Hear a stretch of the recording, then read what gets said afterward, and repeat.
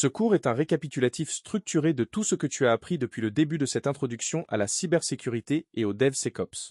Son objectif est double: consolider les connaissances acquises et te fournir une checklist personnelle que tu pourras utiliser comme référence tout au long de ta progression dans ce cursus.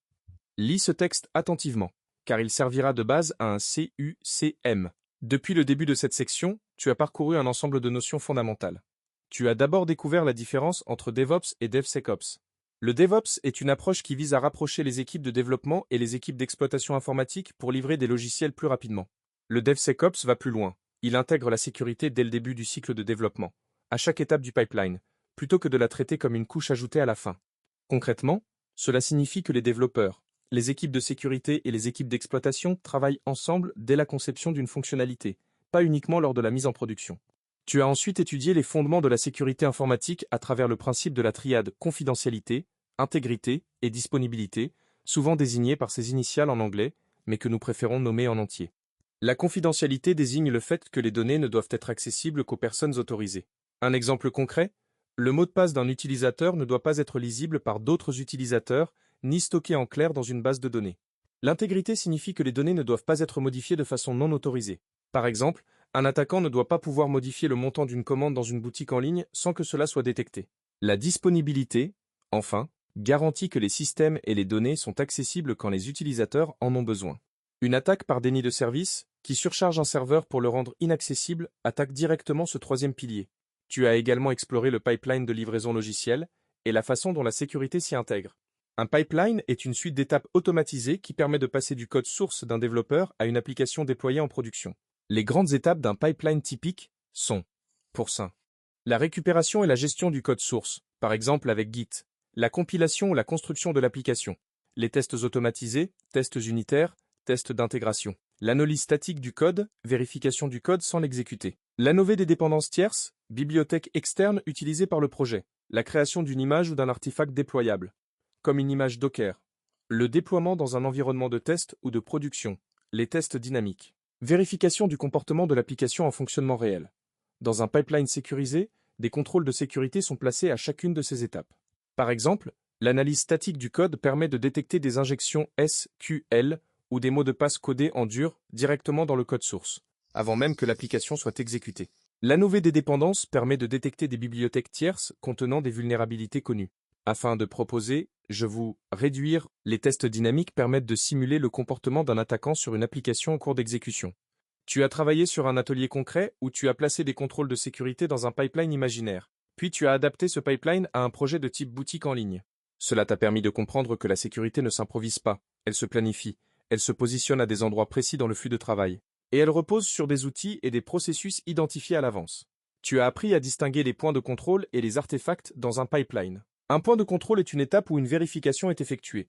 Par exemple, un test de sécurité qui doit réussir pour que le pipeline continue. Un artefact est un fichier ou un ensemble de fichiers produits à une étape du pipeline et utilisés par les étapes suivantes. Par exemple, un rapport de vulnérabilité produit par l'analyse statique ou une image Docker construite et signée numériquement. Tu as également rédigé une user story orientée sécurité. Une user story est une description courte d'un besoin fonctionnel du point de vue de l'utilisateur. Une user story orientée sécurité intègre des critères de sécurité explicites.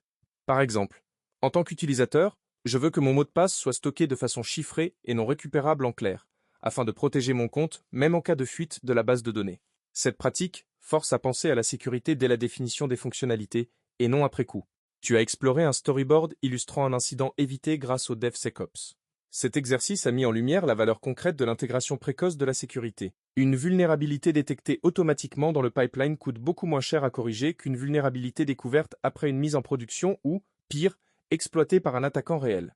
Selon les estimations du secteur, corriger un problème en phase de développement est environ 10 fois moins coûteux que de le corriger après déploiement. Voici maintenant la checklist personnelle que tu dois être capable de valider à l'issue de cette introduction. Cette checklist représente les acquis indispensables pour avancer sereinement dans le reste du cursus. Checklist des connaissances et compétences à valider. Je sais expliquer la différence entre DevOps et DevSecOps, et pourquoi intégrer la sécurité tôt dans le cycle de développement est plus efficace. Je connais les 3 piliers fondamentaux de la sécurité informatique: confidentialité, intégrité, disponibilité, et je suis capable de donner un exemple concret pour chacun. Je suis capable de nommer et d'expliquer les grandes étapes d'un pipeline de livraison logicielle sécurisé. Je comprends la différence entre une analyse statique du code, le code est analysé sans être exécuté, et une analyse dynamique, l'application est testée en cours d'exécution. Je sais ce qu'est une analyse des dépendances tierces, et pourquoi elle est importante. Une bibliothèque externe peut contenir une faille connue qui met en danger toute l'application. Je suis capable d'identifier un point de contrôle dans un pipeline et de le distinguer d'un artefact. Je sais ce qu'est une user story orientée sécurité, et je suis capable d'en rédiger une pour une fonctionnalité donnée. Je comprends pourquoi détecter une vulnérabilité tôt dans le pipeline est plus avantageux, économiquement et techniquement, que de la détecter tard. Je suis capable de citer au moins 2 outils ou approches qui permettent d'intégrer la sécurité dans un pipeline. Par exemple, analyse statique du code, analyse des dépendances, test dynamique, signature des artefacts. Je comprends le rôle des conteneurs. Comme Docker, dans un pipeline sécurisé, ils permettent d'isoler les environnements et de garantir que le logiciel déployé est exactement celui qui a été testé. Pour aller un peu plus loin sur les outils que tu croiseras dans la suite du cursus, voici une présentation synthétique des catégories que tu dois commencer à mémoriser. L'analyse statique du code source, en anglais Static Application Security Testing, désigne l'ensemble des outils qui analysent le code source d'une application sans l'exécuter, à la recherche de vulnérabilités connues, de mauvaises pratiques de codage ou de secrets exposés, mots de passe, clés d'accès. Ces outils s'intègrent directement dans le pipeline. L'analyse dynamique de la sécurité des applications, en anglais Dynamic Application Security Testing, désigne les outils qui testent une application pendant qu'elle fonctionne, en simulant des comportements d'attaquants. Ils peuvent détecter des vulnérabilités qui n'apparaissent pas à la lecture du code, comme des failles de configuration ou des comportements inattendus en conditions réelles. L'analyse de la composition logicielle, en anglais Software Composition Analysis, désigne les outils qui examinent les bibliothèques et composants tiers utilisés dans un projet pour détecter ceux qui contiennent des vulnérabilités connues répertoriées dans des bases de données publiques. NAP est un outil de cartographie de réseau qui permet de découvrir les machines et les services exposés sur un réseau. Il est utilisé en phase de reconnaissance lors d'un test d'intrusion. Wireshark est un outil d'analyse du trafic réseau. Il permet de capturer et d'inspecter les paquets qui circulent sur un réseau, ce qui est utile pour comprendre les communications entre un client et un serveur, ou pour détecter des données sensibles transmises sans chiffrement. Metasploit est un cadre de travail utilisé par les professionnels de la sécurité pour tester des systèmes en exploitant des vulnérabilités connues. Il est utilisé dans le cadre de tests d'intrusion autorisés. Retiens également que, dans ce cursus, tu apprendras à tester la sécurité d'applications web et d'interfaces de programmation, aussi appelées API. Les vulnérabilités majeures que tu devras identifier et corriger incluent notamment les problèmes d'authentification et de gestion de session, les défauts de contrôle d'accès, les injections, comme les injections SQL ou les injections de commandes, les failles de type falsification de requêtes entre sites, en anglais Cross-Site Request Forgery, les mauvaises configurations liées au partage de ressources entre origines différentes, en anglais Cross-Origin Resource Sharing, les problèmes liés au téléversement de fichiers malveillants, les attaques de type falsification de requêtes côté serveur, en anglais Server-Side Request Forgery, et les mauvaises configurations générales des serveurs et des services.